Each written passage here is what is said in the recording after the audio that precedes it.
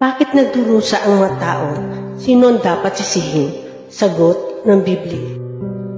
Kapag dumaranas ng pagsubok, huwag sabihin ni numan, sinusubok ako ng Diyos, dahil ang Diyos ay hindi masusubok na gumawa ng masama, at hindi rin niya sinusubok ang sinuman na gumawa ng masama. Kundi ang bawat isa ay nasusubok kapag nadadala at naaakit ng sarili niyang pagnanasa. At ang pagnanasa, kapag naglihim na, ay nagsisilang ng kasalanan. Ang kasalanan naman, kapag nagawa na, ay nagbubunga ng kamatayan.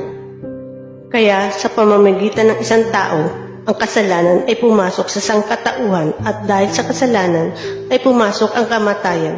Kaya naman, ang kamatayan ay lumagano sa lahat ng tao dahil silang lahat ay nagkasala. Ang patuloy na gumagawa ng kasalanan ay nagmula sa dyablo. Dahil ang dyablo ay nagkakasala na mula pa sa pasimula. Iyan ang dahilan kung bakit dumating ang anak ng Diyos para sirain ang magawa ng dyablo. Alam natin na tayo ay nagmula sa Diyos, pero ang buong mundo ay nasa ilalim ng kapangyarihan ng isa na masama. Nakita ko ang lahat ng ito at itinuon ko ang pansin ko sa bawat bagay na ginawa sa ilalim ng araw. Sa panahong ang tao ay namamahala sa kapwa niya sa ikapipinsala